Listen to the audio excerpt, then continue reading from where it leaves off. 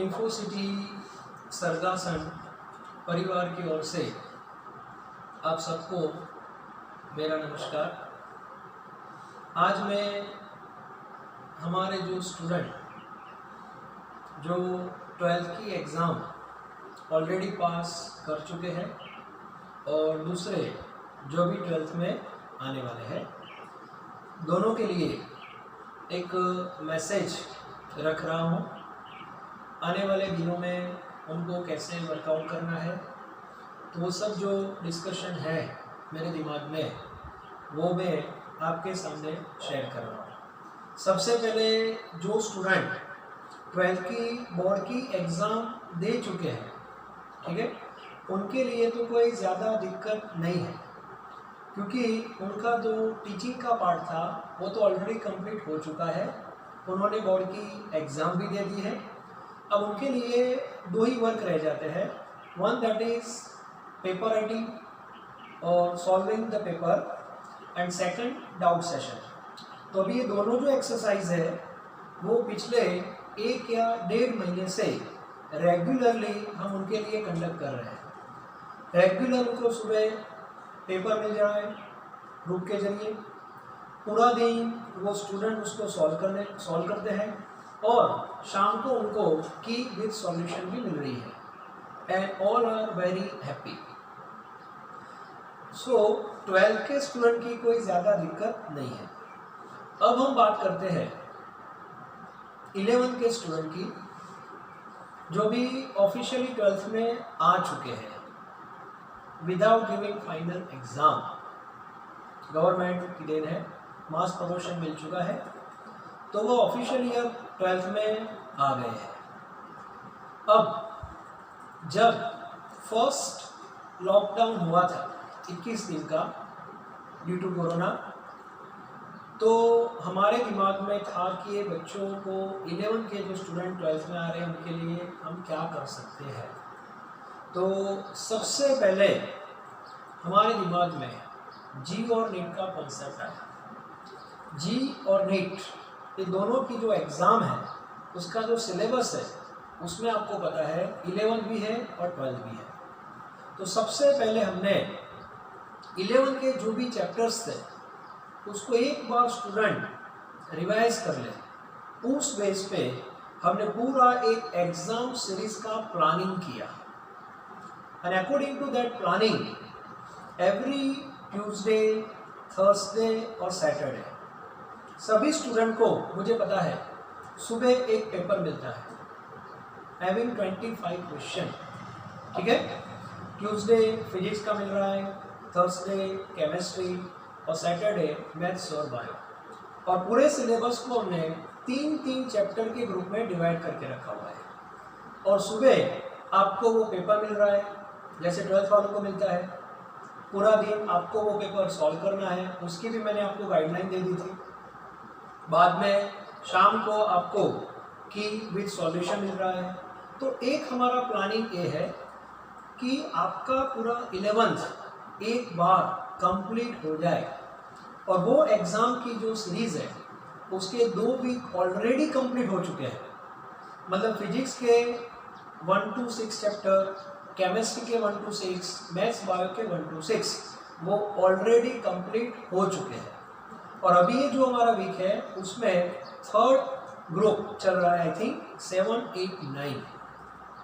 तो ये जो प्लानिंग है हमारा वो जी और नीट के बेस पे था। मतलब ये जो प्रोग्राम हमारा अभी कंटिन्यूस फॉर्म में चल रहा है, नंबर 1, ये पेरेंट्स को भी पता होना चाहिए। सेकंड थिंग, गवर्नमेंट ने लॉकडाउन को एक्सटेंड किया है। अब हमें पता है कि स्टूडेंट के साथ हम फेस टू फेस शायद जून से पहले नहीं आ सकते, ऐसा हमें लग रहा है।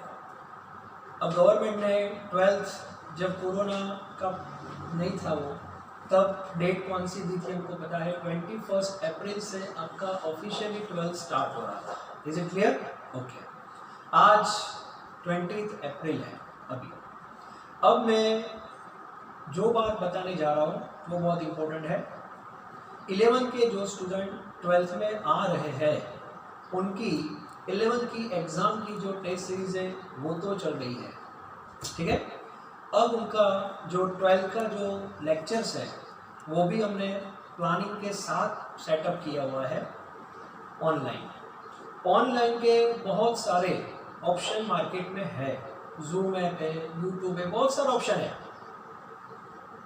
हमने बहुत ऑप्शन स्टडी किए हैं। जूम ऐप में भी हमने एक डेमो लिया था, लेकिन वहाँ पे जो रिजल्ट हमारे सामने आए वो थोड़े एडवांटेजेस नहीं मिले, क्योंकि सारे स्टूडेंट एक साथ कनेक्ट नहीं हो पा रहे थे, और इसीलिए हमें अभी बेस्ट ऑप्शन जो मिला है that is YouTube channel. Okay, अब उसका डेमो मैंने मेरे सब्जेक्ट से स्टार्ट किया हुआ है, सबको पता है।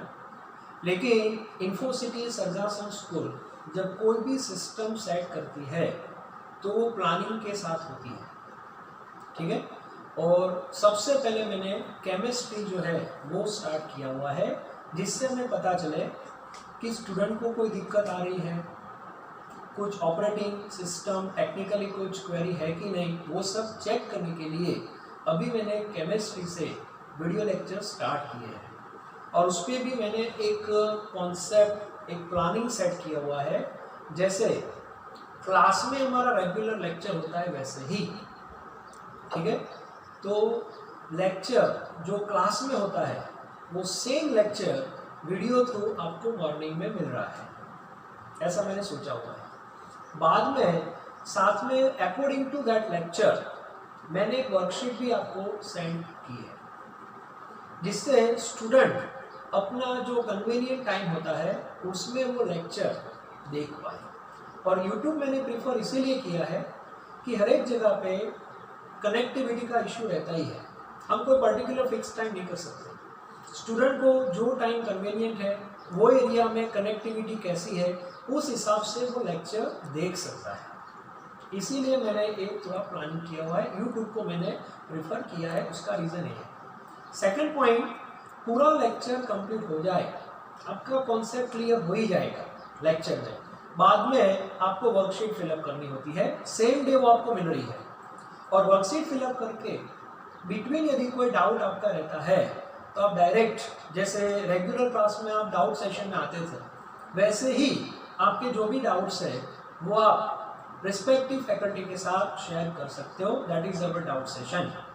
और ये कॉन्सेप्ट मैंने सेट किया हुआ है यूट्यूब थ्रू। और केमिस्ट्री के बेस पे मुझे पता चला है, बहुत सारे पेरेंट्स स्टूडेंट ने मुझे रिव्यू दिया है कि नहीं सर, आपकी जो मेथड है वो सही है। और इस हिसाब से अब मंडे से हम दूसरे जो सब्जेक्ट है उसको भी यूट्यूब के जरिए हम भेज रहे हैं, लेकिन एक प्लानिंग के साथ। ऐसा नहीं कि मंडे मैंने आपको एक साथ 5 लेक्चर भेज दिए, ट्यूसडे मैंने एक भी नहीं भेजा, ऐसा नहीं। जैसे हमारा रेगुलर क्लास कैसा होता है, उसमें एक प्रॉपर टाइम टेबल होता है, और according to that time table सारे लेक्चर्स होते हैं।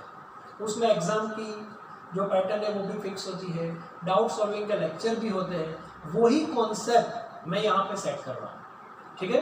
तो आपको पर डे मैक्सिमम 3 लेक्चर ही मिलेंगे, ऐसा मेरा प्लानिंग है। Maximum 3, 1 for physics, chemistry, maths और बायो विथ वर्कशीट। क्लियर? तो आपको खुद एक प्लानिंग करना है कि मुझे फिजिक्स का लेक्चर कब देखना है, केमिस्ट्री कब देखना है, मैथ्स और बायो कब देखना है, वो आप पे डिपेंड है, वो मैंने आपके ऊपर छोड़ दिया है, ठीक है। और लेक्चर के बाद सेम डे आपको जो वर्कशीट मिलती है वो भी आपको लिखनी है फुल स्केप में, और उसमें जो भी आपके डाउट रहते हैं, ठीक है, वो रिस्पेक्टिव फैकल्टी के साथ आपको शेयर करने हैं, दैट इज सिस्टम। ओके, तो अभी केमिस्ट्री का जैसे मैंने सेटअप किया हुआ है वैसा ही सेटअप फिजिक्स, मैथ्स और बायो का हम प्लानिंग कर रहे हैं। आपको टेंशन लेने की कोई ज़रूरत नहीं है।